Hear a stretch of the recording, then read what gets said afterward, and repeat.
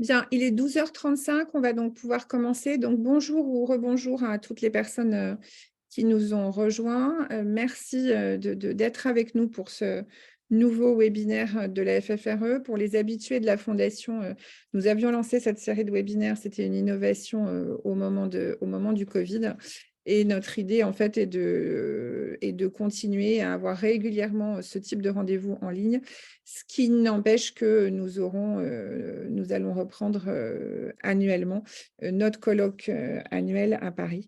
Voilà, les deux types de supports d'information sur l'épilepsie étant complémentaires. On se retrouve donc aujourd'hui pour parler santé numérique, nouvelles technologies et épilepsie. Je vais vous présenter nos intervenants et puis je vous dirai quelques mots d'introduction sur pourquoi cette thématique. Et puis, on pourra commencer. Comme je le disais au début, donc d'une part, le webinaire est enregistré, donc il sera après mis à disposition sur nos différents réseaux et sur notre site Internet. D'autre part, le principe est que les questions se fassent par le chat. Vous avez un onglet qui s'appelle « Discussion de webinaire ». Vous pouvez poser vos questions à cet endroit-là et on prendra quelques questions après chaque intervention et puis on gardera 20 bonnes minutes de questions à la fin pour que tout le monde puisse s'exprimer, a priori toujours uniquement par le chat. N'hésitez pas aussi à poser vos questions. Avant de commencer, je vous présente les excuses du président de la Fondation qui malheureusement est souffrant et n'a pu se joindre à nous. Donc, Dominique Felten n'est pas présent, mais il est par la pensée. Et puis, je remercie Yasmine Achour de l'agence de communication Tandem Comme Santé qui nous a aidés dans la préparation de ce webinaire et qui sera animatrice avec moi pour transmettre les différentes questions. Donc, aujourd'hui, pour parler santé numérique, nouvelles technologies et épilepsie, donc c'est le moment où je ne peux plus faire dérouler mon écran, si c'est bon. Donc, nous accueillons William Chouraj, chef du service de neurophysiologie clinique du CHU Amiens-Picardie, qu'on connaît depuis très longtemps et qui est très expert dans ce domaine. Rupert Schissel, qui est à la fois parent de patients, mais aussi président de prédilepsie.org et président de l'association Paratonnerre. Et puis Marion Richard, qui est mère de patients et bénévole à la FFRE. Pourquoi ce sujet sur santé numérique, nouvelles technologies et épilepsie? En fait, ça date à peu près du Covid, c'est-à-dire que à partir du Covid à peu près, moi j'ai été énormément sollicitée par des startups ou des structures innovantes, startups ou non d'ailleurs, qui travaillaient sur ce sujet de nouvelles technologies en sens large et épilepsie, pas seulement l'intelligence artificielle, mais l'ensemble de ce sujet. Donc, on a été beaucoup sollicité pour obtenir le soutien de la Fondation. Et puis, on a vu aussi, y compris dans d'autres pathologies, que c'était quelque chose qui se développait beaucoup. Avec le Covid, la télémédecine s'est beaucoup développée aussi. Je trouvais important de pouvoir, comme dans chacun de ces webinaires et comme dans nos colloques d'ailleurs, essayer de faire un point global, le plus exhaustif, ce serait prétentieux, mais le plus complet possible sur l'état des lieux actuel, voilà, actuellement, qu'est-ce qui fonctionne en santé numérique, technologie, épilepsie, qu'est-ce que ça a apporté à la prise en charge et qu'est-ce qu'on peut attendre pour l'avenir. Donc, l'idée de nos intervenants était de pouvoir avoir le point de vue du neurologue, le point de vue du spécialiste de toutes ces innovations et puis le point de vue du parent de patient. Voilà pourquoi nos 3 intervenants ont été choisis pour ce webinaire. Nous allons donc pouvoir commencer et donc je passe la parole à William Chouraj qui va nous parler de ce que les nouvelles technologies changent à la prise en charge de l'épilepsie. Je pense que tu veux mon écran. Exactement, Emmanuel. Eh bien, tout d'abord, merci Emmanuel et la FFRE d'avoir organisé ce webinaire dédié aux nouvelles technologies. Puis merci de m'avoir invité à vous en parler, à donner mon avis là-dessus. Alors, c'est un sujet très vaste.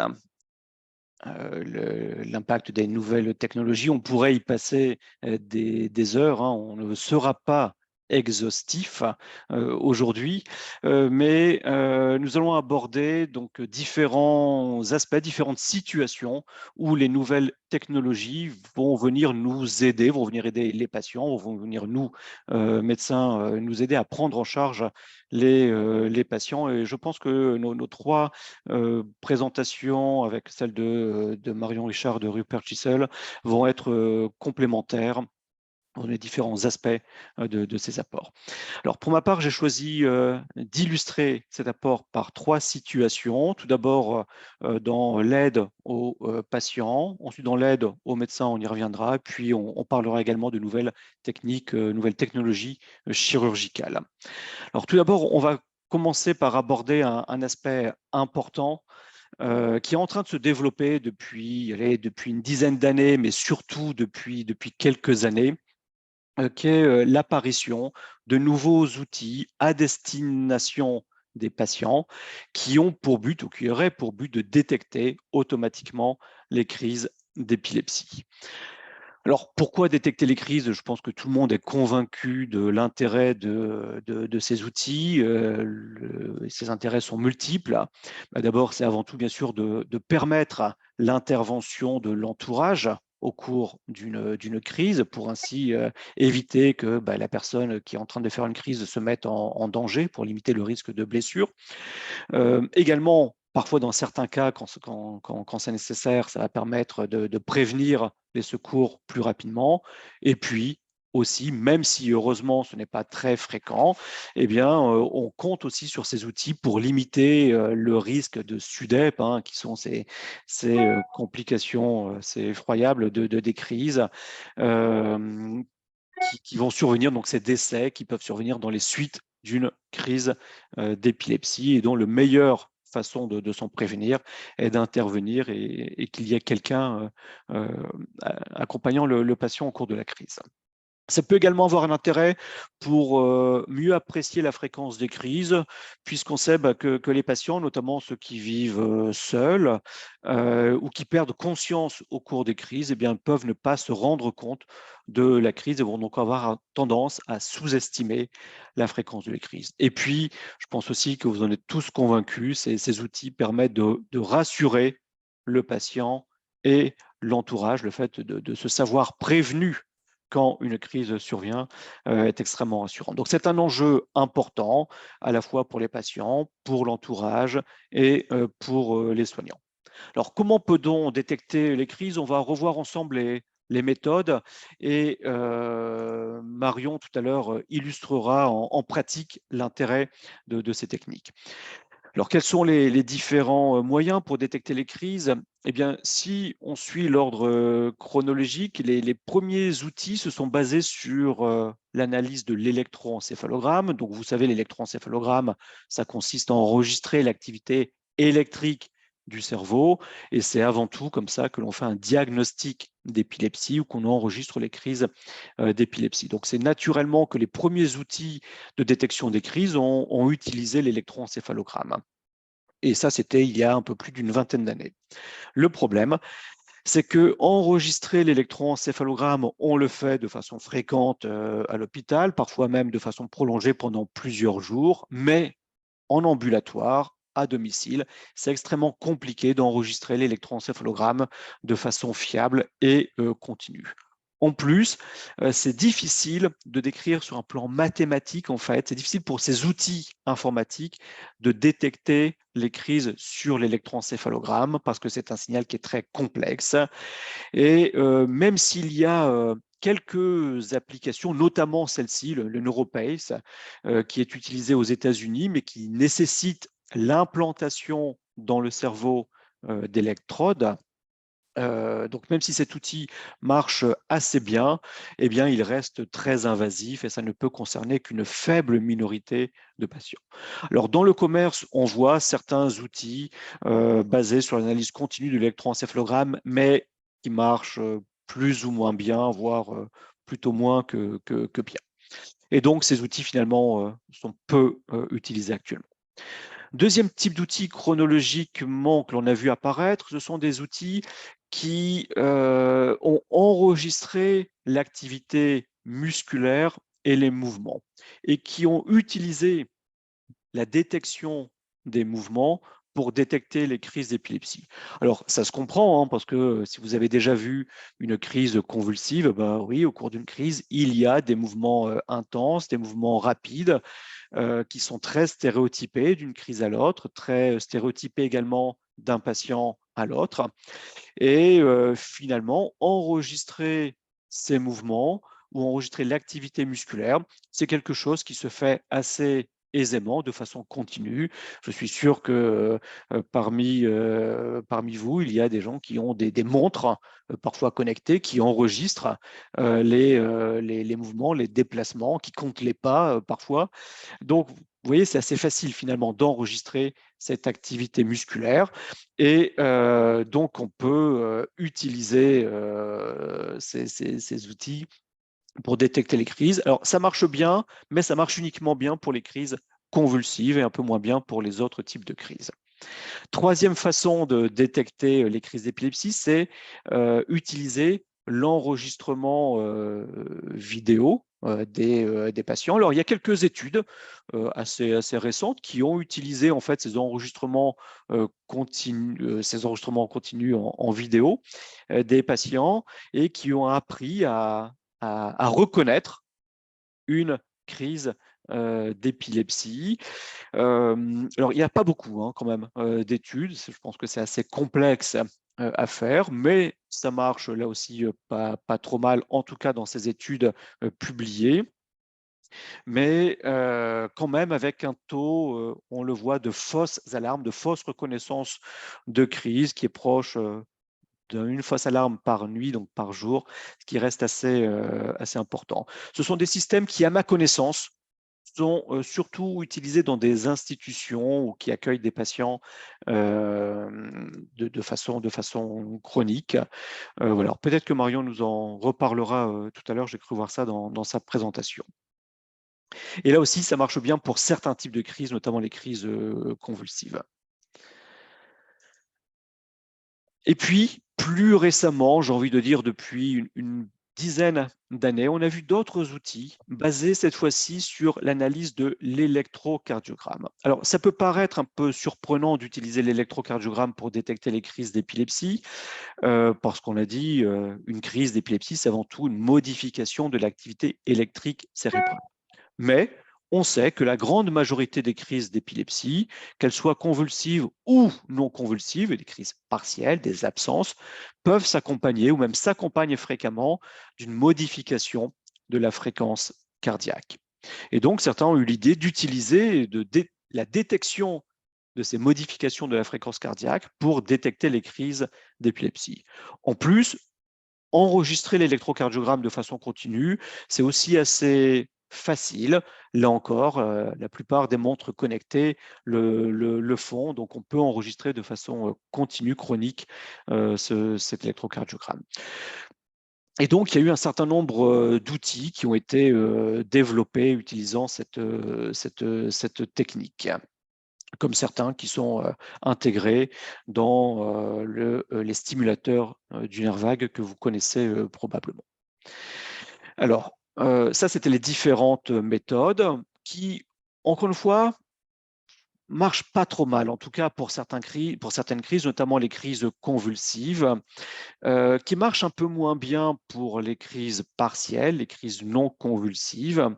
Et ce que l'on voit apparaître ou se développer finalement ces dernières années, c'est l'utilisation de plusieurs types de signaux, d'associer par exemple des outils de détection de l'activité des mouvements et l'activité cardiaque, électrique cardiaque, pour combiner l'intérêt de ces différentes techniques pour améliorer l'intérêt de ces outils de détection de crise. Alors, vous voyez ici que dans ces études publiées, certains travaux montrent une très bonne sensibilité, c'est-à-dire une très bonne détection des crises d'épilepsie, donc détectant plus de 90%, parfois plus de 95% des crises, avec le principal problème, limite actuelle de ces outils, étant le taux de de fausses détections, de fausses alarmes. Alors, si certaines études annoncent des taux de fausses alarmes très bas, la plupart des études sont de l'ordre d'une fausse alarme par jour ou un peu moins par jour, ce qui finalement reste encore assez important et assez limitant pour l'utilisation, mais ce qui n'a pas empêché l'apparition sur le marché de nombreux outils dont j'ai choisi d'en sélectionner quelques-uns. Je ne vais pas m'étendre là-dessus puisque Marion Richard le fera tout à l'heure. Donc, ma conclusion là-dessus de médecin, de neurologue, c'est que ces outils sont intéressants ou vont être intéressants. Ils marchent déjà bien pour détecter les crises convulsives, les crises les plus intenses. Ils marchent moins bien quand même pour détecter les crises partielles avec une moins bonne sensibilité, plus de fausses alarmes. Je pense que ces outils ont déjà leur place dans des unités d'hospitalisation où on hospitalise les patients qui vont faire des crises. Ça, c'est certain. Ils sont probablement utiles déjà pour les patients de leur entourage, au moins en tout cas pour les patients qui présentent des crises convulsives, notamment des crises convulsives nocturnes. Ceci dit, c'est vrai qu'ils sont encore peu utilisés pour différentes raisons, notamment pour des raisons financières. Ils représentent un certain coût. Ils sont encore aussi peu utilisés parce qu'on a du mal, nous médecins, à se faire une idée précise de ces produits qui sont le plus souvent pas remboursés, en tout cas par la sécurité sociale, et pour lesquels il y a encore peu d'études disponibles, fiables, rigoureuses sur l'intérêt réel de ces outils. Donc, il y a encore du travail à faire pour évaluer ces outils. Alors, deuxième situation, cette fois-ci, pour voir l'intérêt de ces nouvelles technologies comme aide à la prise en charge du patient par le médecin. Et cette fois-ci, on va se placer dans la situation du médecin qui va prendre en charge des patients qui continuent à faire des crises malgré le traitement. Vous savez que plus de 2 tiers des patients sont bien équilibrés, sont bien contrôlés par les médicaments, mais que malheureusement, dans à peu près 30% des cas, les médicaments ne contrôlent pas suffisamment bien l'épilepsie et que chez ces patients, en tout cas chez certains de ces patients, la meilleure solution pour arriver à la liberté de crise, ça consiste à proposer une intervention chirurgicale dont le but, c'est quoi? C'est d'aller retirer la région du cerveau qui est malade, qui génère les crises d'épilepsie. La grande question, le grand challenge pour proposer une opération chirurgicale, c'est d'arriver à bien localiser précisément la région qui est malade, qui génère les crises. Alors pour cela, on s'appuie sur différents examens, avant tout sur l'enregistrement des crises, pour filmer les crises, d'enregistrer l'électroencéphalogramme durant les crises. On utilise bien sûr l'IRM cérébrale lorsqu'elle va nous montrer une lésion cérébrale. On a également des techniques d'imagerie fonctionnelle qui vont étudier cette fois-ci le fonctionnement ou le dysfonctionnement de certaines régions du cerveau. Et puis parfois, on va avoir besoin de mettre en place des électrodes intracrâniennes dans le cerveau des patients pour aller localiser la zone qui est malade. Donc, vous voyez que si on a besoin de tous ces examens, c'est qu'en fait, il n'y a pas un seul examen qui apporte la réponse dont on a besoin. Il n'y a pas un seul examen qui permet de localiser précisément cette région. Et même pour des équipes très spécialisées, entraînées, qui font souvent ce type de bilan, ce n'est pas toujours simple de localiser précisément cette zone malade, cette zone épileptogène. Et donc, on a besoin d'outils supplémentaires. Et c'est là où je voudrais vous présenter ce projet basé sur les nouvelles technologies, notamment sur l'intelligence artificielle, qu'est le patient épileptique virtuel. Et c'est un projet donc, de recherche qui est coordonné par une équipe française, par l'équipe de Marseille, docteur Victor Girsa et professeur Bartholomé notamment, qui est toujours en cours d'évaluation et qui consiste en fait à simuler le fonctionnement d'un cerveau. Alors, ils ont d'abord un projet plus global de simuler le fonctionnement cérébral, donc de cerveau virtuel. Et ils ont également personnalisé, appliqué ce modèle de cerveau virtuel au cerveau de patients avec une épilepsie.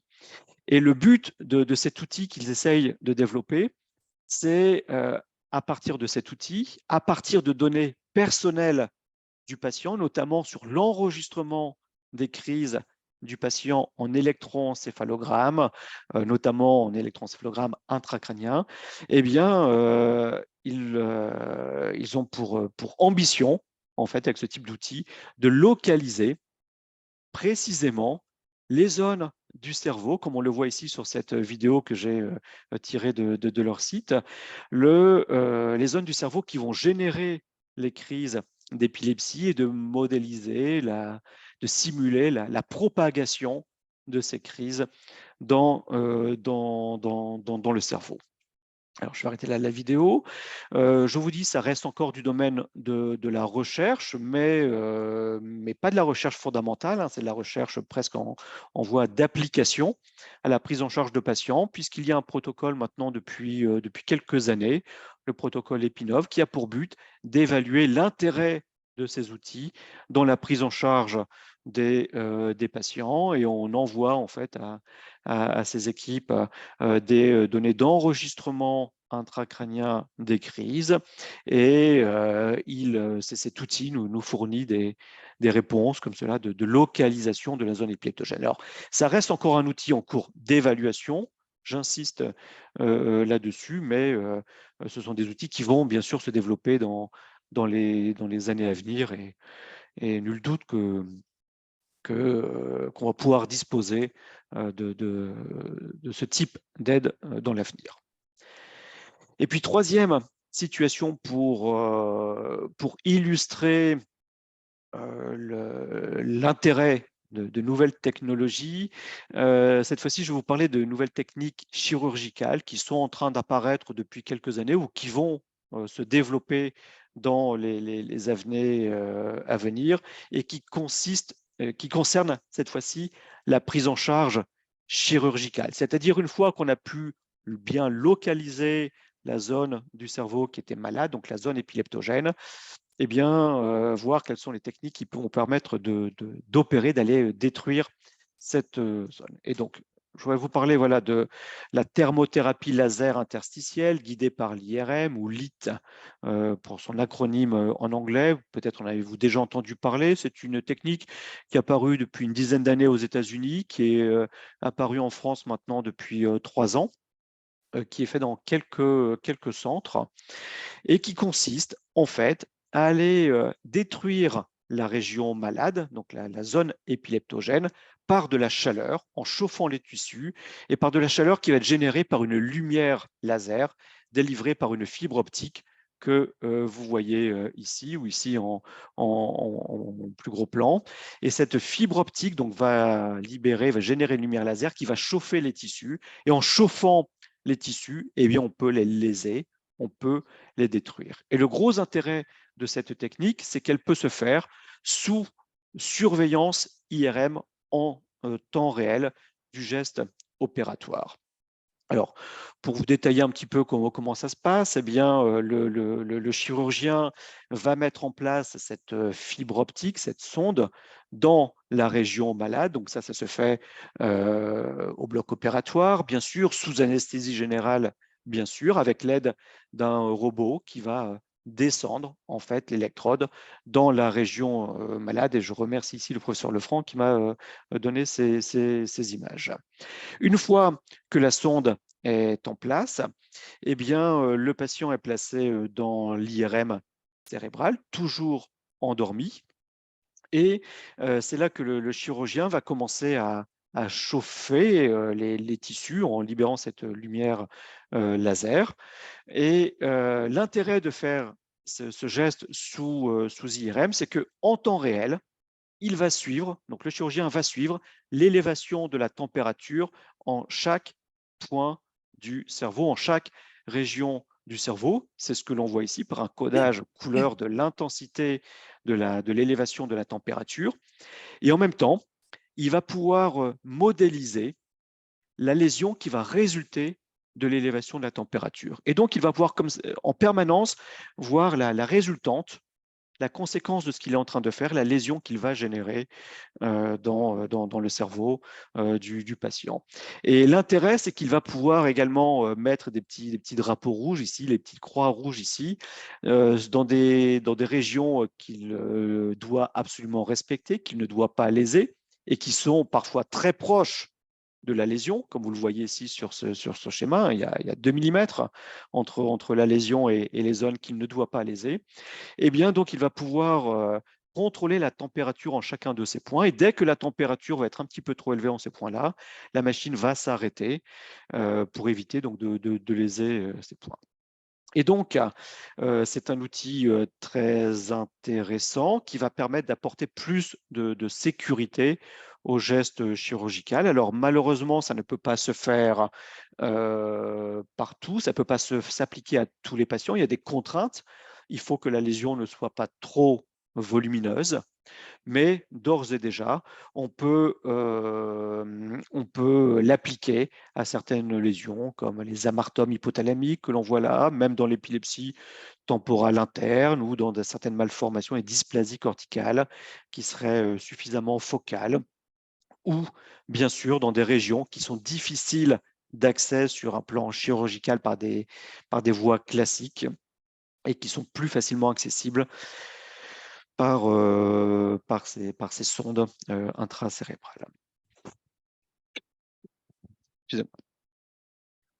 Et donc, les avantages de cette technique, eh bien, avant tout, ce sont des avantages pour le patient, bien sûr, avec un bien meilleur confort, parce que comme il n'y a pas d'ouverture du crâne, il y a moins de complications, il y a une récupération beaucoup plus rapide. Ça peut se faire en 1 ou 2 jours d'hospitalisation avec parfois une reprise du travail ou de l'activité quotidienne qui va pouvoir se faire dans les jours qui suivent au lieu des semaines qui suivent après une chirurgie classique. Donc, c'est beaucoup plus confortable pour le patient. C'est plus sécurisant également pour le chirurgien parce qu'il voit en temps réel le résultat de son geste. Et un intérêt également, c'est que ça permet d'avoir une efficacité assez rapide dans les jours qui suivent.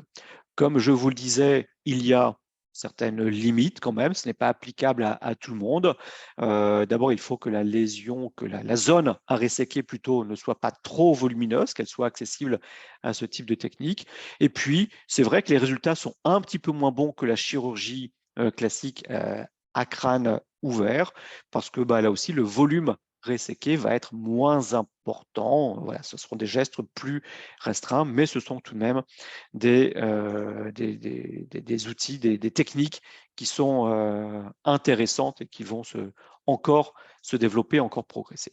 Et puis, je terminerai juste là-dessus par vous parler de cette technique dont là aussi, je pense, on réentendra parler dans les années à venir, qui n'est pas encore à la différence de la thermothérapie laser qui est déjà utilisée, cette technique de thérapie focale par ultrasons de haute intensité, c'est encore de la recherche. Hein. Il y a quelques patients qui en ont bénéficié, mais plus dans le cadre de recherche. Ce n'est pas encore applicable, donc ne vous attendez pas à ce qu'on vous propose ce type de technique avant plusieurs années.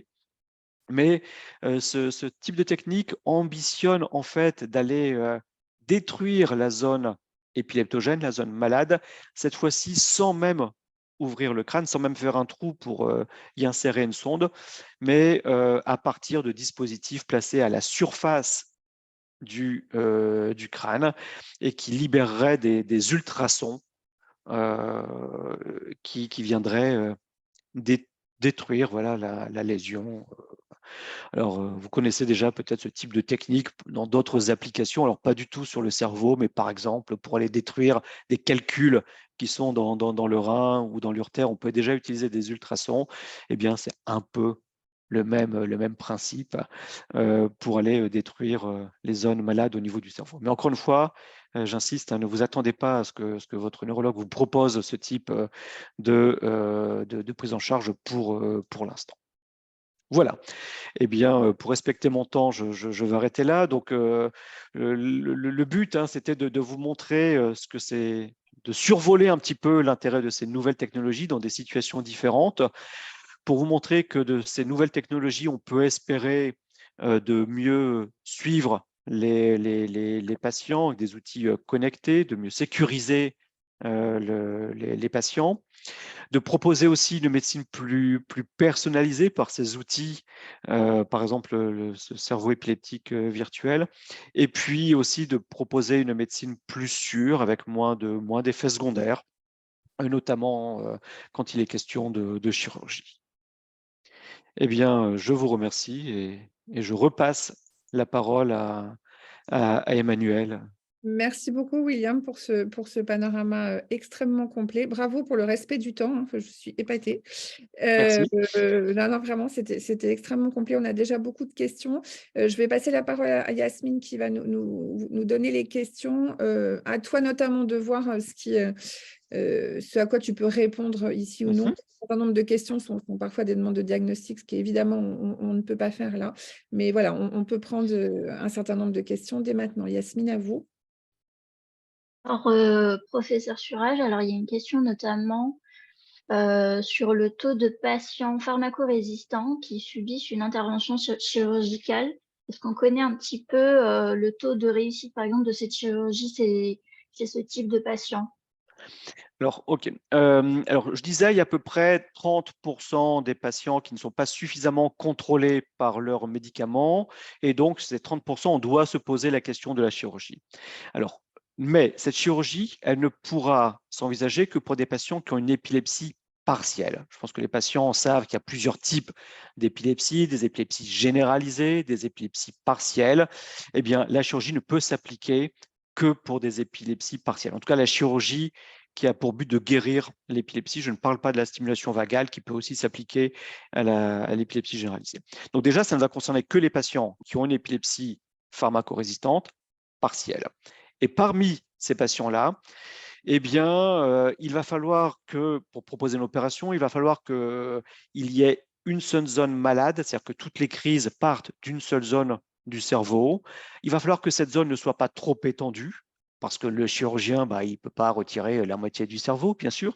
Donc, il faut que cette zone ne soit pas trop étendue. Et il faut aussi que cette zone malade, cette zone épileptogène, soit dans une région qui soit opérable sans risque important pour le patient. Parce qu'il n'est bien sûr pas question d'aller guérir l'épilepsie par une chirurgie si c'est pour que le patient ensuite soit paralysé d'un côté ou des troubles du langage ou des troubles de la vue. D'accord. Donc, bien sûr, il faut que les déficits, que les séquelles soient tout à fait acceptables.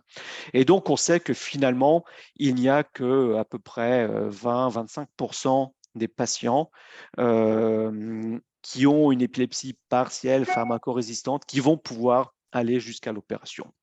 En revanche, quand on propose l'opération, c'est qu'on estime qu'il y a de bonnes chances d'obtenir de très bons résultats.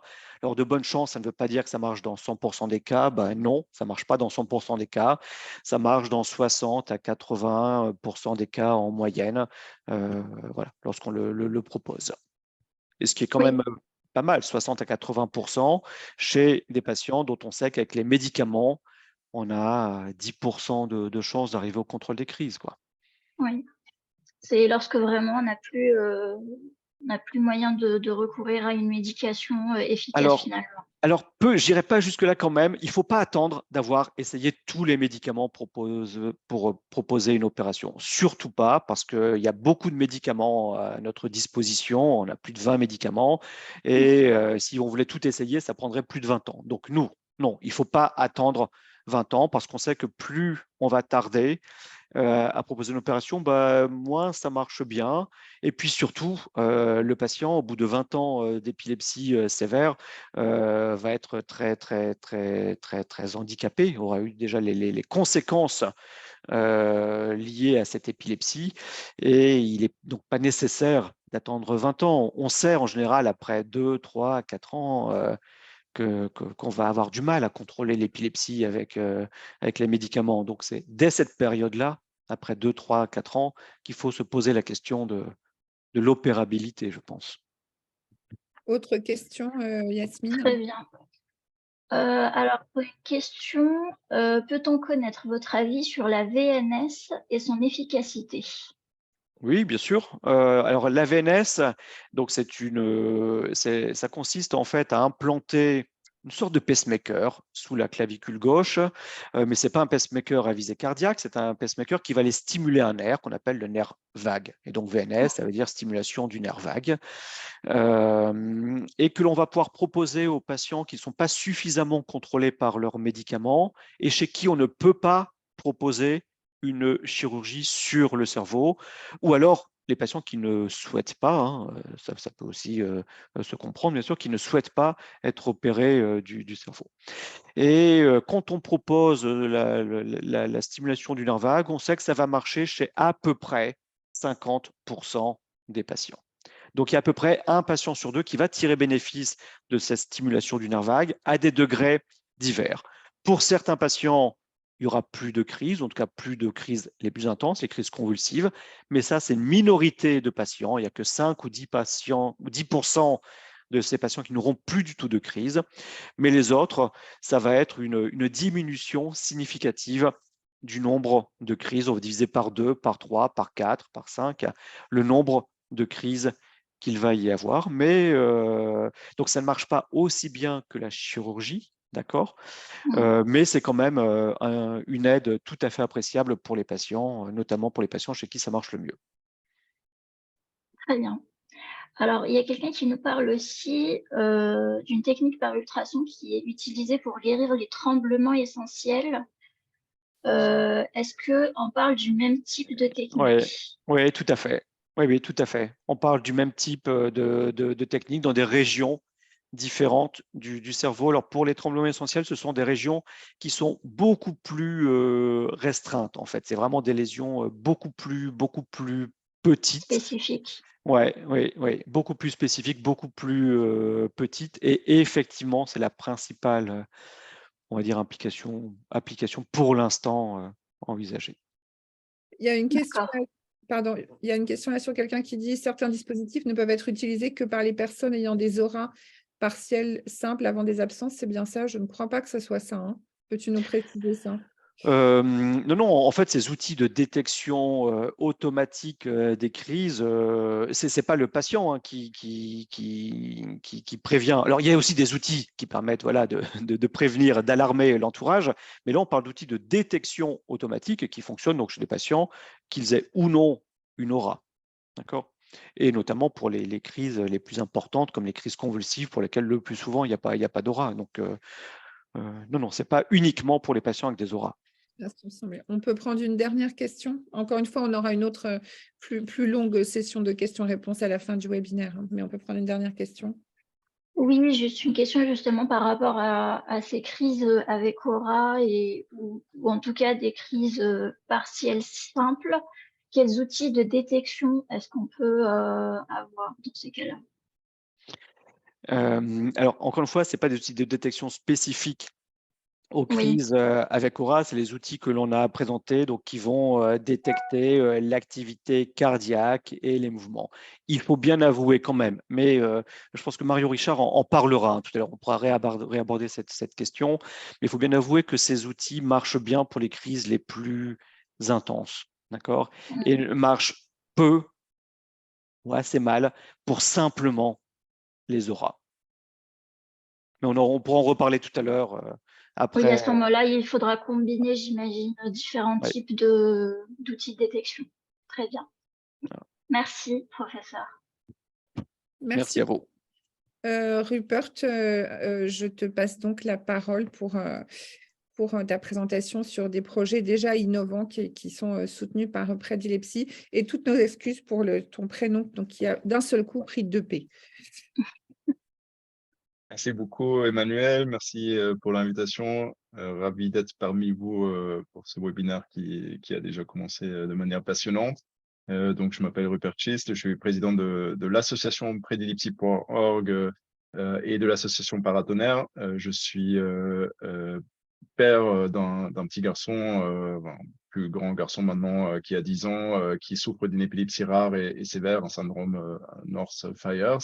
Et dans ma vie professionnelle, je travaille dans l'intelligence artificielle, ce qui a en 2019 mené à la création de predilipsy.org, où on a essayé de combiner les bienfaits, les capacités de l'intelligence artificielle et des algorithmes de manière plus large avec les problématiques de l'épilepsie qui ont déjà été largement abordées enfin, dans les grands traits, en tout cas dans ce début de présentation, et essayer d'aider les patients pour mieux vivre avec l'épilepsie grâce à ces algorithmes.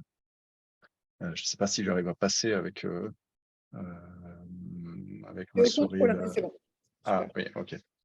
Donc, qu'est-ce que c'est Predilipsy? Donc, créé en 2019, nous, notre objectif, donc totalement association, totalement non-profit. Toutes le software qu'on crée, d'ailleurs, il a vocation à être open sourcé pour, à terme, servir le plus grand nombre de patients possible et servir aussi à d'autres, enfin, au plus grand nombre aussi de projets de recherche possibles. On est une communauté de data scientists et de neuroscientifiques bénévoles qui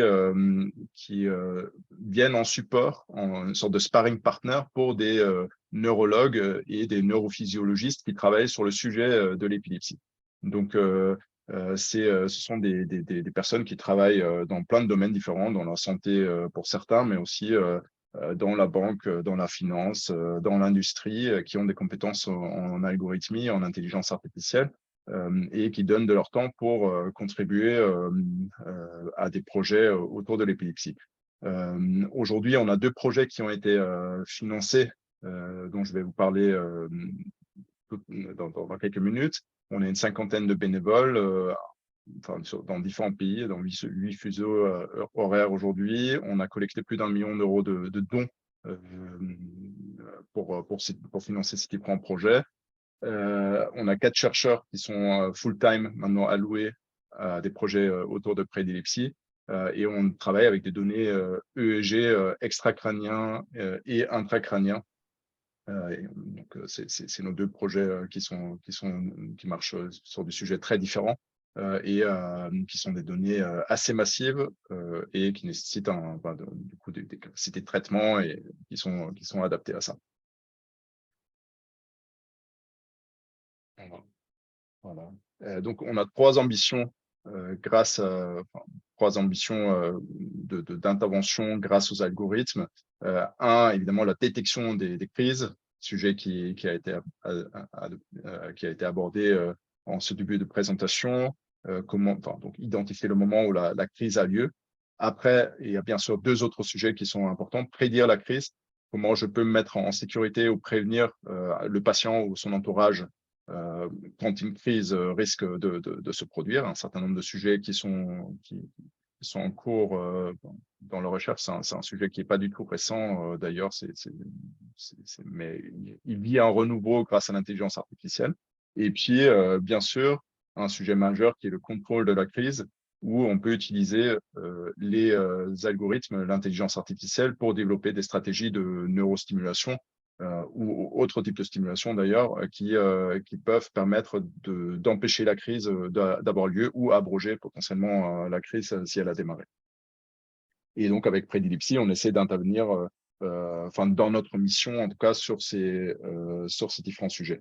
Aujourd'hui, on a 2 types d'interlocuteurs. On a des partenaires entreprises qui financent soit à travers des dons financiers, soit à travers du mécénat de compétences nos différents projets.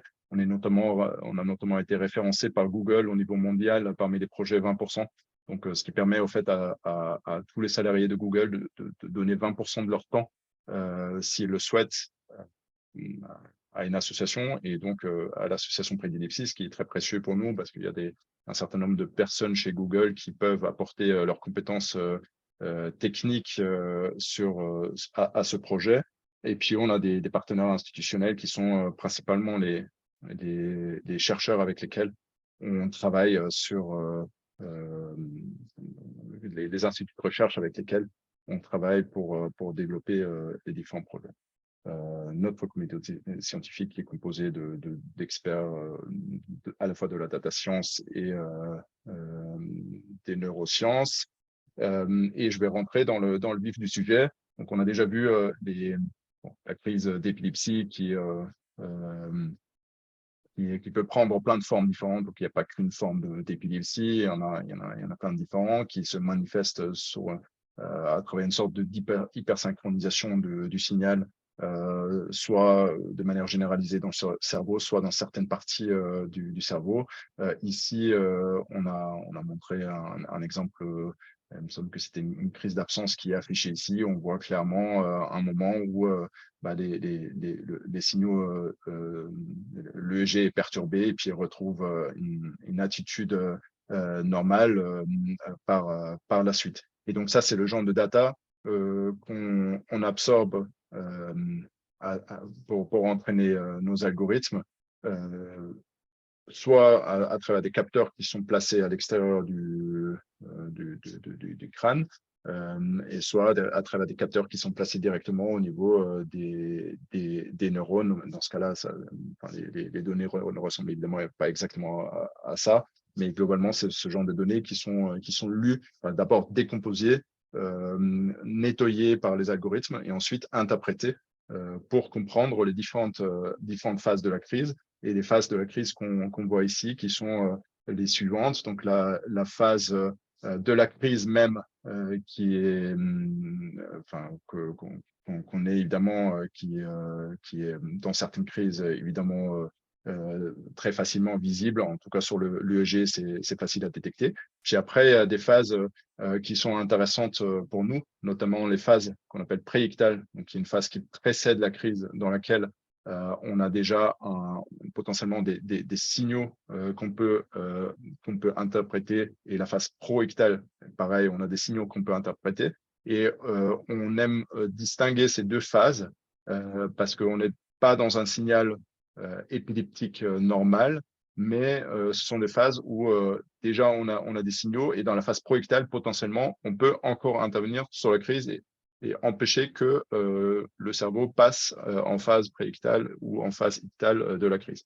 Et donc, avec Prédilepsie, sur nos différents projets, on s'intéresse beaucoup à ces deux phases pour essayer de capter avec des algorithmes des signaux sur lesquels, qui nous laissent présager l'arrivée d'une crise et qui nous permettent potentiellement d'agir soit en intervenant, soit en alertant le patient, son environnement.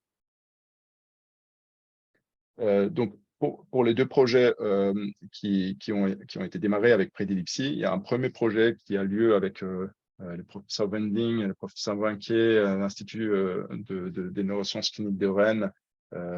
C'est une cellule de l'INSERM, où là, on travaille sur la prédiction des crises d'absence pédiatrique. Et un deuxième projet qui a lieu avec le professeur Navarro et le labo du professeur Navarro à l'Institut du cerveau à Paris, où là, on travaille sur des signaux intracrâniens et des crises focalisées, des crises focales partielles pour essayer de détecter ces crises-là et potentiellement les stimuler. Donc, c'est deux projets qui sont radicalement différents sur des types d'épilepsie différents et des patients différents. Le premier porte essentiellement, quasi exclusivement sur des enfants. Le deuxième projet, ce sont des données quasi exclusivement adultes, et je vais en parler très rapidement. Sur le projet de crise d'absence, on a une petite vidéo. Je sais pas, Emmanuel, si je la fais tourner ici, on va la voir sur l'écran. On peut essayer. On peut essayer de la commenter. Par contre, tu peux pas mettre les 2 minutes, hein, parce que déjà, il te reste plus beaucoup de temps. Donc... Ouais, je vais aller rapidement sur ça.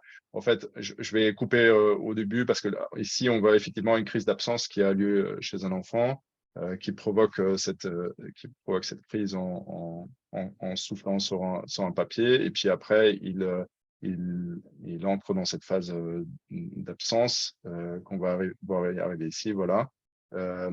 Et ça, c'est des crises qui peuvent arriver jusqu'à une centaine, 150 fois par jour sur certains enfants. Et avec ce premier projet avec l'INSERM de Rennes, on a réussi à capter, à identifier un signal qui précède cette crise d'absence, qui nous permet désormais, avec une certitude assez élevée, donc on le voit ici, d'anticiper cette crise. Et on travaille maintenant sur la décomposition en temps réel de cette crise et des méthodes de stimulation qui permettraient d'empêcher ces crises d'avoir lieu si on envoie de la stimulation au bon moment. Et donc, voilà, je ne sais pas si je peux ressortir de cet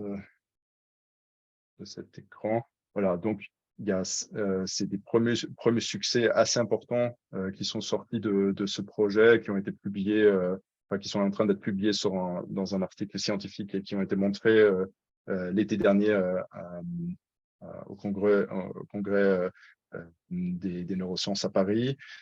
On a la crise d'absence qui n'est pas une crise généralisée, alors qu'elle a été longtemps prise pour une crise généralisée.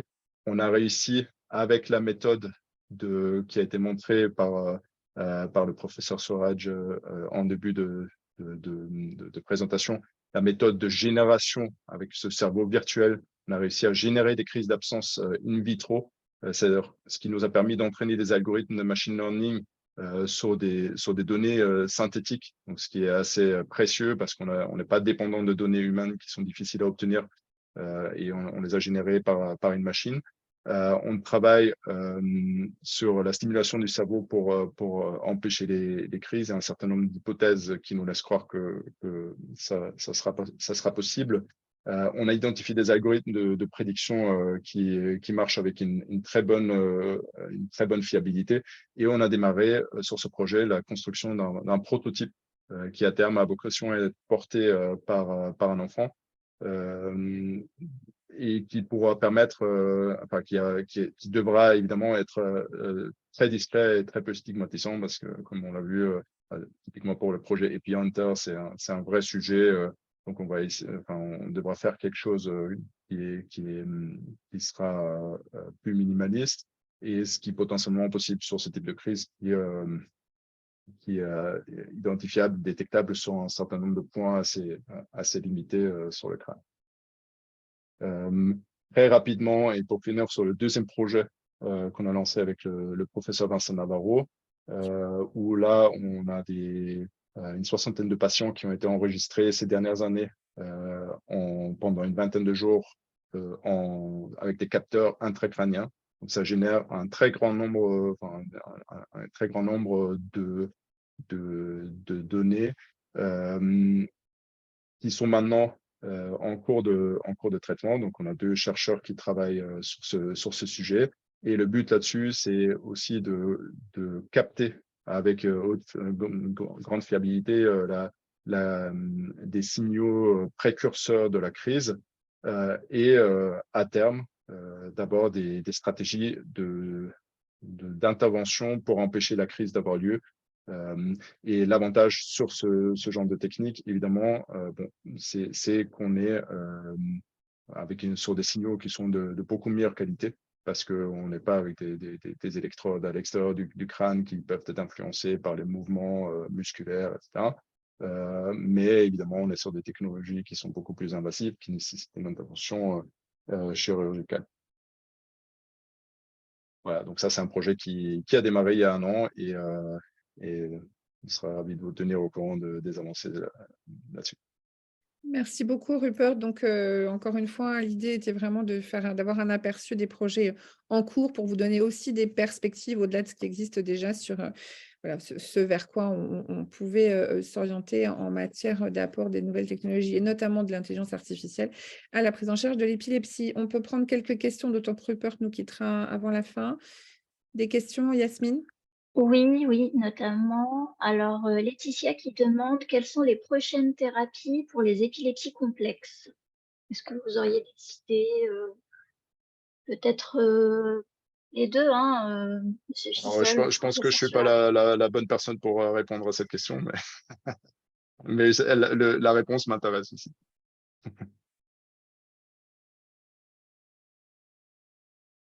Ah non, Si, je vous entends pas. Ah oui, voilà. Oui. je ne sais pas si la question m'est destinée, mais on peut peut-être aborder tout à l'heure, peut-être réserver là maintenant des questions Très bien. pour Rupert, Oui, peut-être, non, sur, d'accord, oui, sur cette regardons plus spécifiquement les questions qui s'adressent à Rupert et Oui, on enchaîne. alors je pense que c'est plus sur votre présentation, effectivement. Combien de temps avant le début d'une crise, le changement du signal est-il visible sur un EEG? Est-ce l'ordre de la minute ou quelques secondes? Alors, c'est très différent. Là, effectivement, sur l'épilepsie d'absence, on est à peu près un délai d'une demi-seconde.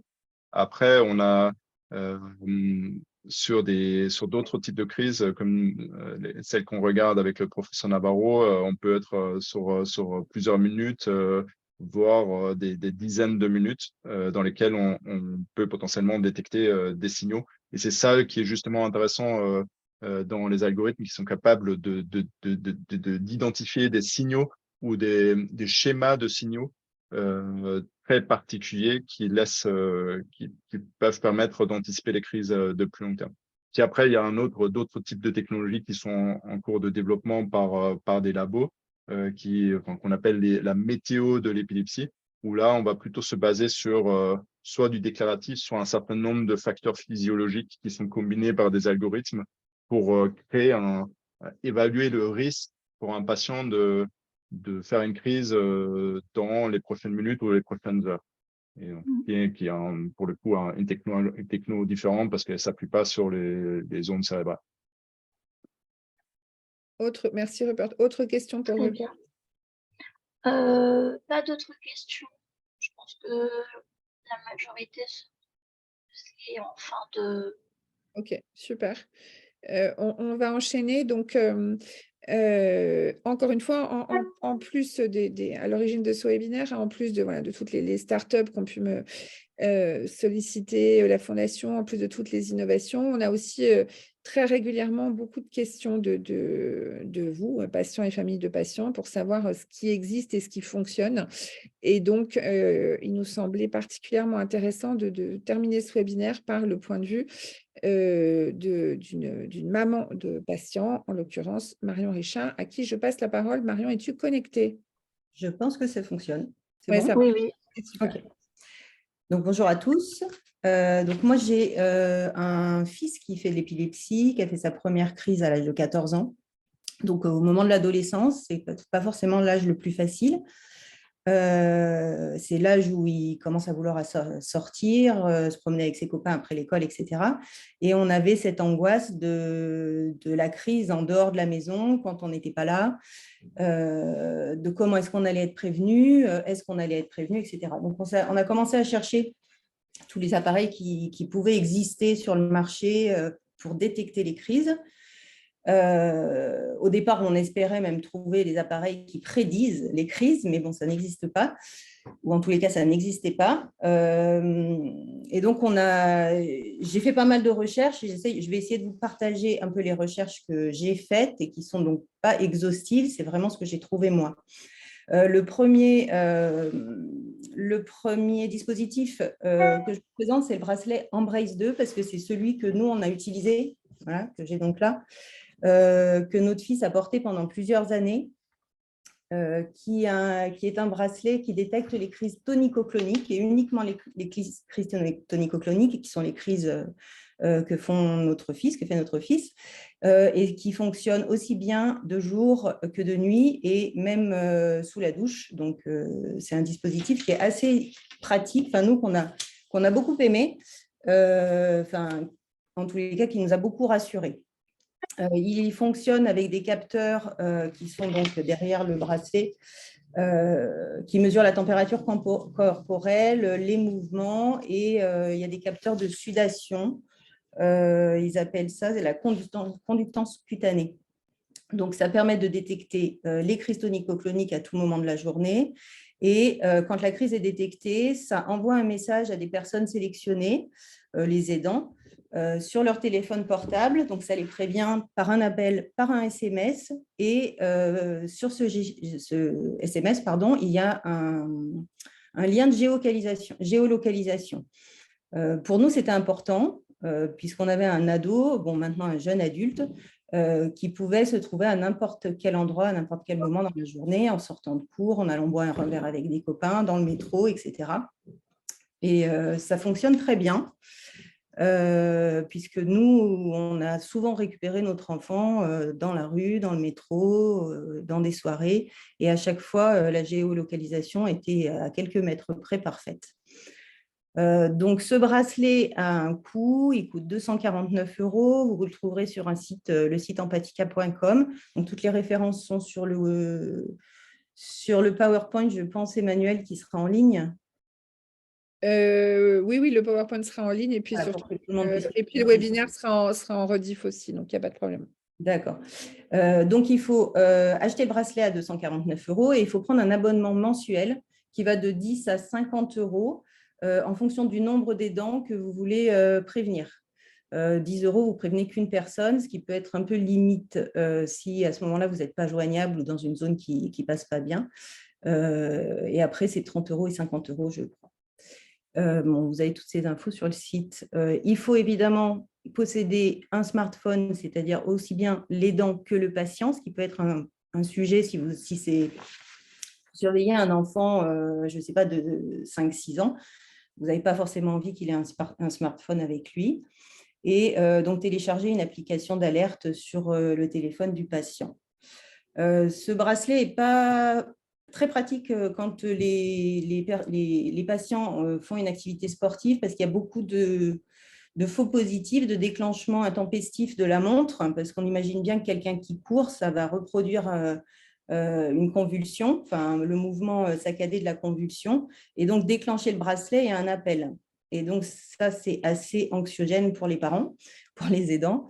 Néanmoins, il y a une possibilité, au moment où le bracelet s'active, il vibre, donc la personne le sent, et en tapant 2 fois dessus, il empêche l'envoi du message aux aidants. Donc, quand on a pris l'habitude de l'utiliser, c'est assez pratique. Voilà. Un autre inconvénient, juste une dernière chose, si je peux revenir, Emmanuel. Un autre inconvénient, c'est que le site est totalement en anglais. Et je sais, pour avoir eu des retours justement de patients par les sites internet de la Fondation, que ça peut poser problème à certains. Il y a un très bon suivi, service après-vente, etc. Mais il faut pouvoir envoyer des mails en anglais. Il n'est pas vendu en France, mais il est vendu en Europe, donc vous le trouvez assez facilement. Donc, il y a pas mal de fausses alertes. Là, je parle en connaissance de cause parce que c'est le seul qu'on a vraiment utilisé. Il y a pas mal de fausses alertes. Ça nous est arrivé, par exemple, quand il était au théâtre, il applaudit, hop, ça nous envoie le message ou le brossage de dents, etc. Donc, il faut juste apprendre à l'utiliser. On sait dans quelle situation les fausses alertes peuvent arriver. Et après, il prend l'habitude, il bloque l'appel. Voilà, donc un brace, c'est très efficace. Ensuite, donc tous les autres dispositifs, nous, on ne les a pas utilisés, mais j'avais fait beaucoup de recherches dessus au moment où il fallait qu'on choisisse, et j'ai refait des recherches pour les webinaires, donc qui sont plus actuels. Donc, vous avez le bracelet Night Watch, et comme son nom l'indique, celui-ci, il ne fonctionne que pendant le sommeil, enfin pendant la nuit, donc c'est quelque chose qu'on accroche au biceps, et qui est relié à une station connectée, comme sur l'image ici, et qui va détecter des crises tonico-cloniques, myocloniques, hypermotrices ou toniques. Les capteurs qui sont utilisés sont la fréquence cardiaque et la détection des mouvements. Donc, de la même façon que le Embrace, quand il va détecter la crise, il est connecté à cette base qui va émettre un signal sonore et donc prévenir les personnes autour, soit les parents qui ont mis la station à côté de leur lit, soit une infirmière si on est dans une institution ou un hôpital. Ou alors, si on prend l'option GSM, ça peut aussi appeler un téléphone portable, mais l'option a un coût supplémentaire. Est-ce que tu peux passer la suivante ? Voilà, donc c'est assez cher. Le kit, donc la base plus le bracelet, c'est 1 700,90 €. Et il faut ensuite ajouter l'option GSM si on le souhaite, qui est à 315 €, plus un abonnement mensuel de 4 €. Donc là, l'avantage, c'est que le smartphone n'est pas obligatoire si c'est pour suivre les crises d'un enfant. Donc pendant la nuit, c'est plutôt pratique parce qu'il n'a pas besoin d'être connecté à un smartphone. Il n'est pas connecté ni en Wi-Fi ni en Bluetooth. C'est un système de connexion particulier qu'ils appellent, je ne connaissais pas, Bon, vous trouverez ça sur le site, mais c'est ni du Wi-Fi, c'est DET, c'est ni Wi-Fi ni Bluetooth. Et comme pour tous les appareils de détection, il y a des fausses alertes. Voilà, donc des risques d'être réveillé la nuit pour rien. Maintenant, parfois, on préfère être réveillé pour rien que louper la crise. Alors, beaucoup de personnes utilisent des caméras de détection de mouvement qu'on trouve sur n'importe quel site Amazon ou autre en cas d'effraction, par exemple, chez vous. Et c'est un patient qui m'avait parlé de cette caméra SAMI 3 qui, elle, a vraiment été développée pour les détections de crise. Donc, comme pour le Night Watch, c'est quelque chose qui est utilisé uniquement pendant le sommeil. Elle détecte les mouvements anormaux comme les tremblements, convulsions, tous les mouvements irréguliers, donc par exemple les crises tonico-cloniques, cloniques ou toniques, et elle utilise comme capteur une caméra infrarouge. De la même façon que les autres dispositifs, elle va prévenir les personnes qui ont été sélectionnées par un appel sur un appareil Apple. Donc, c'est limitant par rapport au téléphone que vous pouvez avoir. Il faut que ce soit un iPhone, soit un iPad, soit un ordinateur Apple. Et ça peut se faire soit par Wi-Fi, soit par un routeur que vous devez acheter à côté. Par Wi-Fi, donc ça demande juste une connexion à votre Wi-Fi puis à votre téléphone, mais il faut se reconnecter à chaque fois que vous vous déplacez. Alors que si vous achetez le routeur, vous partez avec votre caméra, votre routeur, et vous pouvez l'installer n'importe où, à l'hôtel, chez des amis, ou voilà, ça peut vous suivre plus facilement. Néanmoins, c'est plus cher. Tu peux passer la suivante, s'il te plaît. Voilà, donc la caméra seule, c'est 418 €. Et si on achète le kit caméra, iPad, routeur, 1207 €. Donc, toutes ces infos sur le site que j'ai indiqué. Les inconvénients, c'est donc la nécessité d'un appareil Apple, iPhone ou iPad qui est compris dans le kit. Et puis après, l'installation d'une application, ça c'est assez simple. C'est aussi un site qui est tout en anglais. Et comme pour tous les autres dispositifs, il y a pas mal de fausses alertes. Merci. Alors ensuite, là, on passe, c'est plus un dispositif qu'on porte sur soi ou qu'on a besoin d'installer, c'est l'application MyMedicWatch. Il existe deux types d'applications sur MyMedicWatch, donc il faut bien prendre celui épilepsie. Il y en a un qui est spécifique pour les chutes et l'autre pour l'épilepsie. Cette application, elle est associée à une montre connectée. Il y a beaucoup de montres, on verra dans le slide suivant, qui sont compatibles, et donc elle va utiliser les capteurs présents sur la montre. Toutes les montres n'ont pas les mêmes capteurs, et en fonction de ça, donc elle utilise un algorithme qui va détecter les crises. Elle va, comme pour le bracelet Embrace, prévenir les personnes sélectionnées via cette application et leur téléphone mobile et pouvoir géolocaliser la personne qui porte la montre et donc recevoir un SMS de géolocalisation. Attends, sauter, voilà. Il faut acheter une montre connectée. En revanche, il y a un grand nombre de montres compatibles. Là, vous avez Apple, Samsung, vous aurez toute la liste qui est assez longue sur le site de MyMedicWatch, et avoir un smartphone pour le patient et pour l'aidant.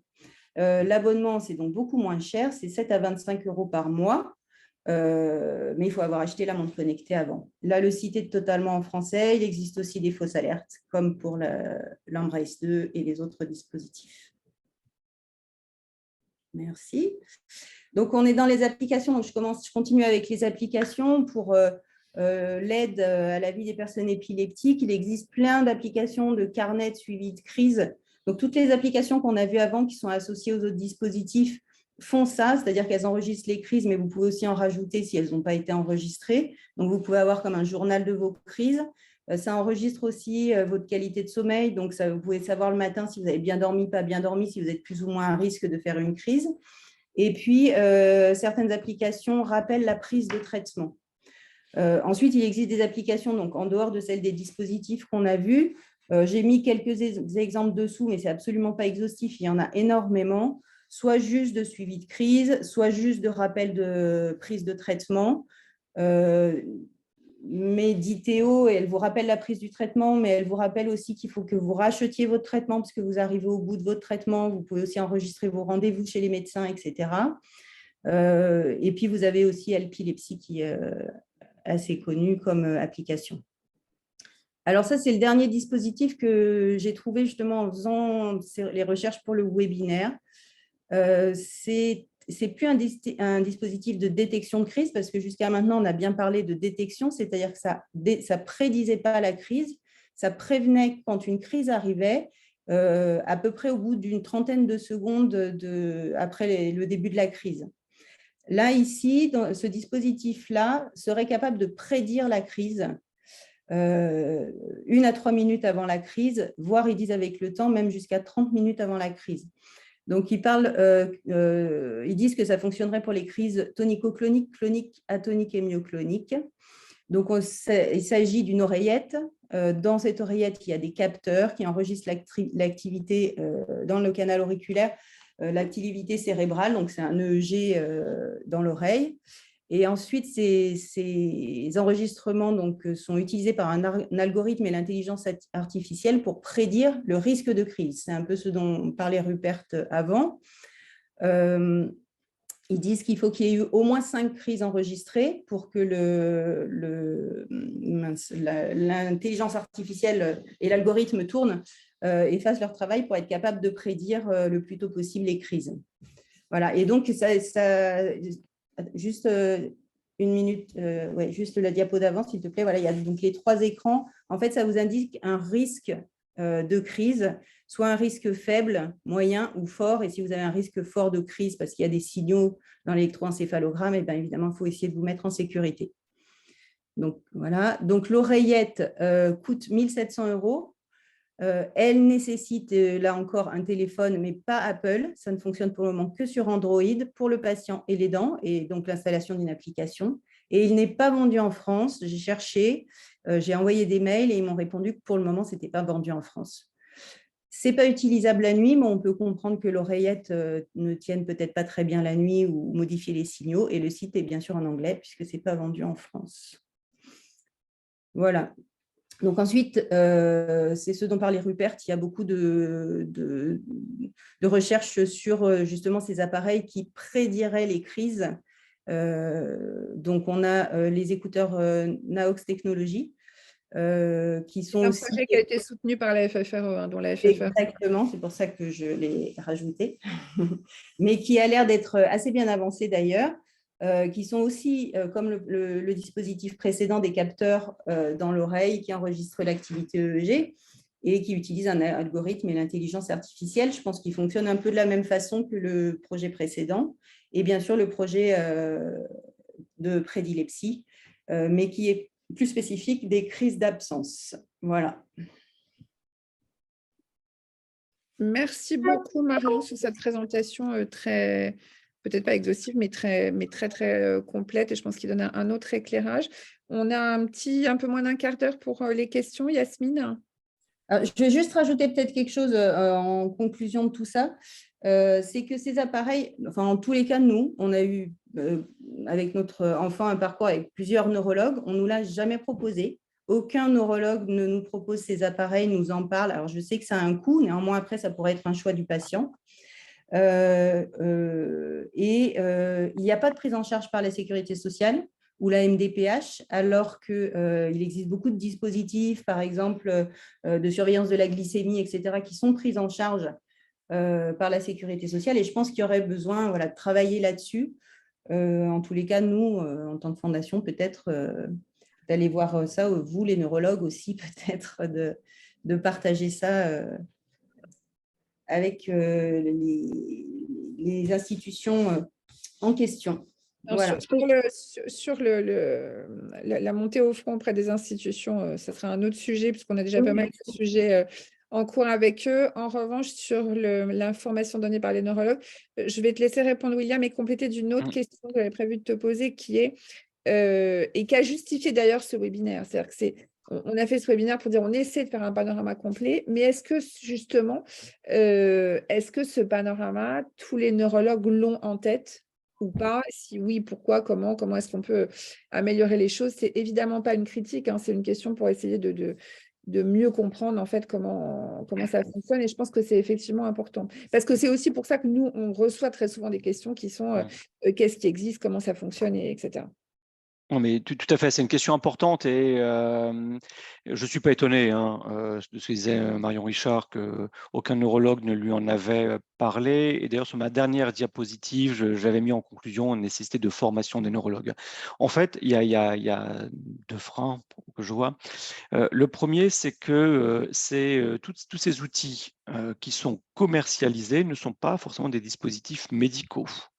Ils n'ont pas une évaluation stricte, rigoureuse, comme devrait la subir un dispositif médical ou un médicament, en fait. Donc ça, c'est la première chose. Donc, bon, voilà.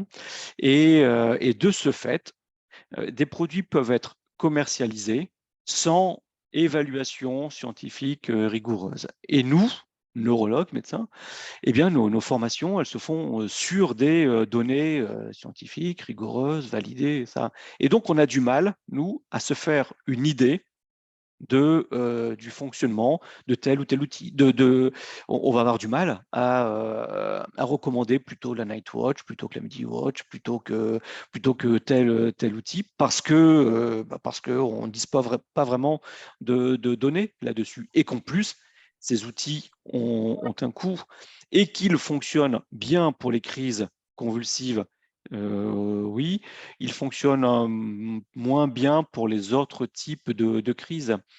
Et donc voilà, je pense qu'on manque clairement d'informations, de formation, mais d'informations fiables, d'accord, qui ne nous viennent pas uniquement des sociétés qui les commercialisent en nous disant bah ouais, notre outil marche bien, il détecte dans 90% des cas, mais qu'on ait besoin d'outils bien évalués. Et c'est ce qui nous manque dans notre communauté, je pense. Okay. Juste quand même, par exemple, le bracelet Embrace, il est pris en charge aux États-Unis, en Angleterre, par les sécurités sociales locales. Les sécurités sociales ou les mutuelles? Non, je pense que c'est le NHS et tout ça, donc c'est vraiment… et ils proposent sur les sites d'ailleurs de vous aider à faire la demande, etc. Il y a les documents. Donc, je pense que c'est quand même assez bien documenté. Il y a quand même beaucoup d'articles, Embrace en tous les cas, Nightwatch, il y a beaucoup d'articles qui ont été, d'études et d'articles qui sont sortis. Donc, je pense qu'après, c'est aussi un choix en France de ne pas rembourser ce genre de choses. Hein. Alors sur alors nous on est demandeurs tout d'abord en tant que médecin, nous on est forcément demandeurs aussi de ça.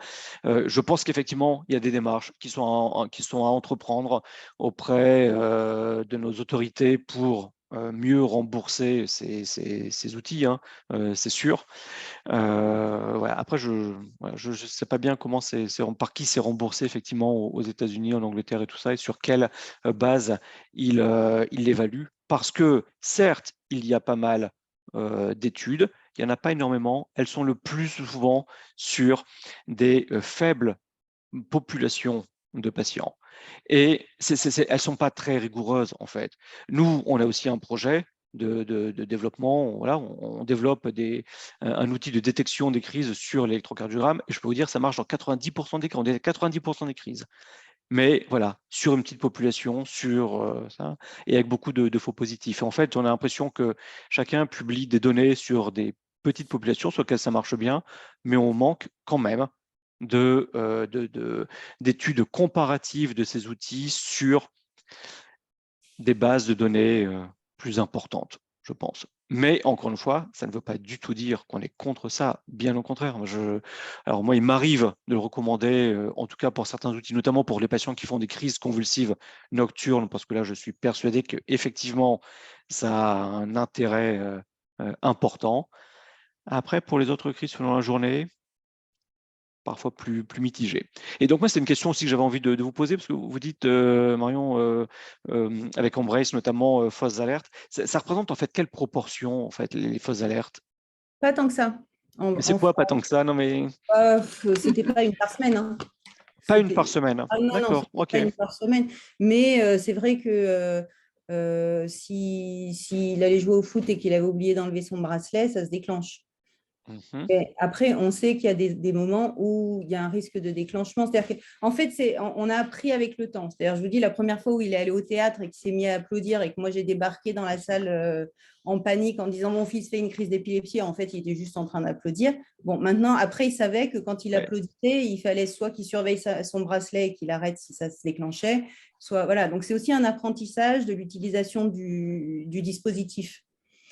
Mais franchement, pas tant que ça. Pour nous, c'était vraiment hyper rassurant de savoir que quand il sortait du lycée et qu'il allait boire un coup ou traîner dans le parc avec ses copains, s'il y avait une crise, on savait qu'il y avait une crise et on savait où il était.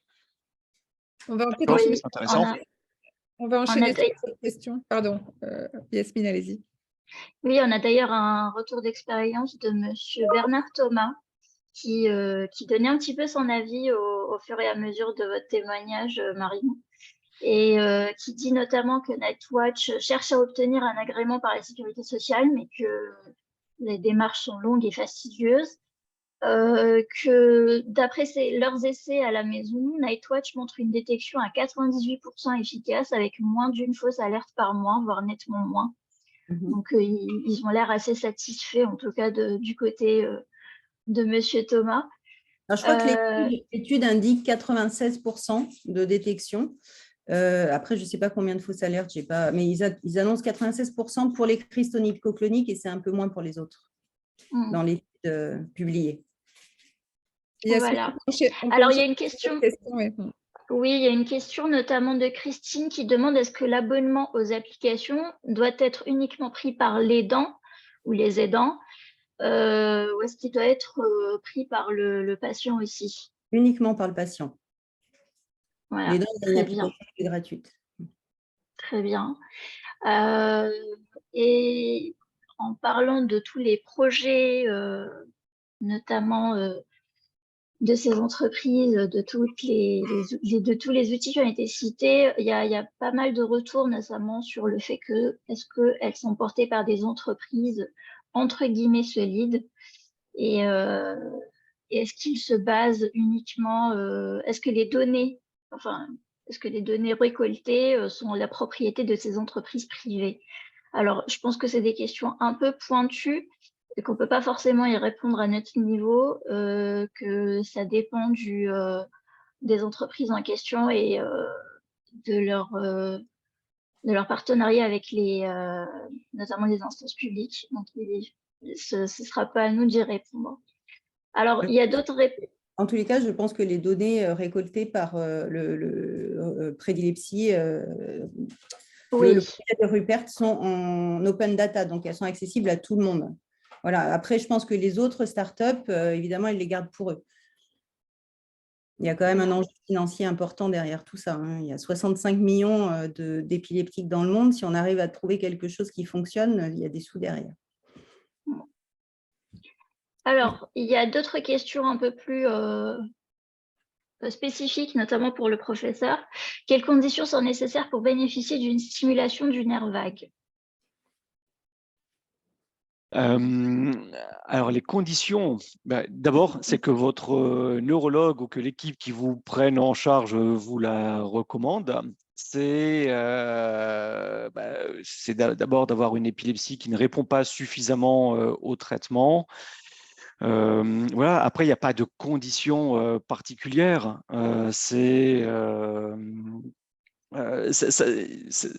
Le problème, encore une fois, ça marche pas mal. La stimulation nerf vague, ça marche à peu près chez 50% des patients. Après, la difficulté que l'on a, c'est que l'on n'est pas capable de prédire le patient qui va bien répondre à la stimulation du nerf vague et celui qui ne va pas y répondre. On sait que c'est à peu près 50%, mais on n'est pas capable de dire tel patient va en bénéficier ou telle personne, ça ne va pas marcher. Et donc, voilà. Mais à part ça, il n'y a pas de conditions particulières, si ce n'est d'avoir une épilepsie pharmacorésistante et qu'on estime que c'est la meilleure solution, c'est-à-dire qu'on ne peut pas proposer une opération sur le cerveau. Et après, c'est une petite opération donc, quand même, donc tous les patients ne veulent pas forcément se faire opérer. Il y a une petite cicatrice au niveau du cou, sous la clavicule, voilà quoi. Voilà. Et il y a une question qu'on n'avait pas eu tout à l'heure, qu'on a depuis un petit moment, que je viens de voir sur l'autre onglet, la QR. Quelqu'un qui dit donc les outils de détection semblent intéressants. Cependant, le seul fait de savoir qu'une crise va se déclencher peut aussi entraîner un état de panique qui peut provoquer une crise immédiate. Et dans ce cas, que faire? Comment arbitrer? Est-ce qu'il vaut mieux savoir ou pas savoir? Et c'est bien vu, je pense. Alors déjà, la plupart des outils, moi, dont j'ai parlé, sont des outils de détection et pas de prédiction. Donc, en Non, fait, mais on il va parle pas bien de détection. Oui, mais c'est bien. Ce que dit le monsieur, c'est que ça détecte, hein, mais est-ce que ça n'aggrave pas les choses derrière, justement? William, t'en penses Alors non, je pense pas, parce que comme le disait Marion, ça détecte la crise une fois qu'elle a débuté. Donc, de toute façon, j'ai envie de dire, le patient est déjà en crise. Donc, pour le patient lui-même, ça ne va pas générer une angoisse. Et quand c'est une fausse alarme, oui, en général, il s'en rend compte. Soit il applaudit, soit il se brosse les dents, soit il a une autre activité. Mais il le sait, donc je ne pense pas. Éventuellement, ça peut générer de l'angoisse dans chez les l'entourage. aidants. Voilà, exactement, qui reçoivent la fausse alarme. Mais je ne pense pas pour le patient, non. Et pour compléter ce que disait Marie-Richard tout à l'heure sur la Nightwatch, donc je regardais voilà, les derniers papiers, donc il y a quand même pas mal de papiers là-dessus, alors qui font état à peu près de 86% de sensibilité, avec une valeur prédictive positive, je vous explique, de l'ordre de 50%. C'est-à-dire qu'une fois que ça déclenche la stimulation, que ça déclenche l'alarme, une fois sur deux, ça correspond à une crise. Une fois sur deux, c'est pas une crise. Donc c'est a priori, oui, les dernières évaluations sont de cet ordre-là. C'est voilà. Mais Dernière question, Yasmine. Alors, il y en a pas mal, donc c'est dur de trier.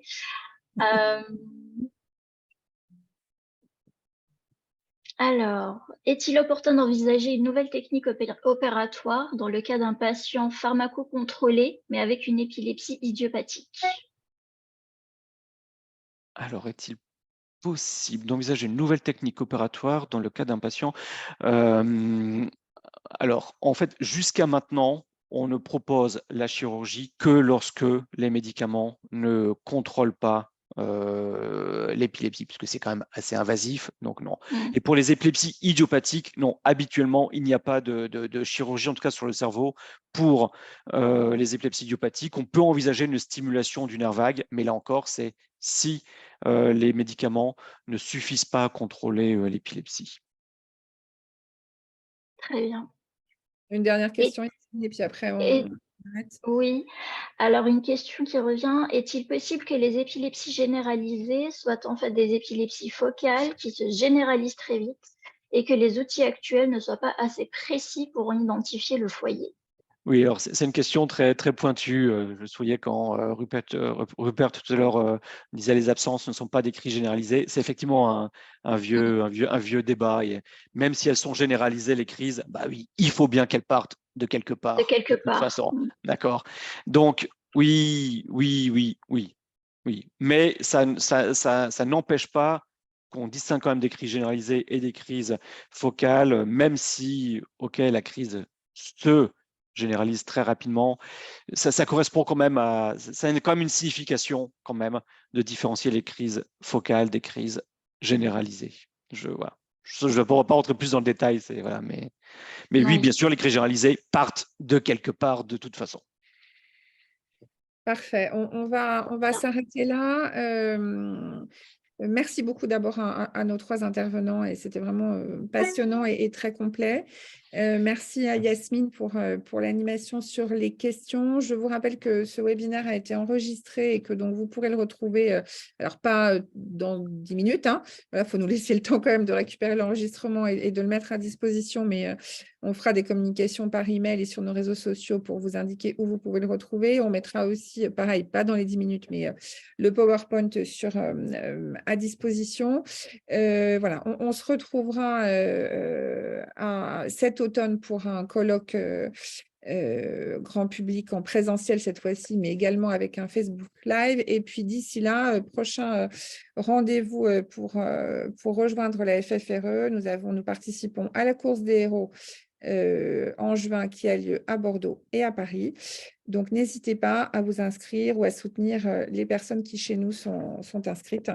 Voilà, on sera ravis d'avoir ce soutien. Si vous avez d'autres questions après le webinaire, vous pouvez évidemment nous envoyer aussi des questions par mail sur notre adresse mail générique. Voilà, merci beaucoup à tous hein, et puis à bientôt. Merci, belle fin Eh de bien, journée. merci Emmanuel aussi pour l'organisation du webinaire. Merci. À bientôt.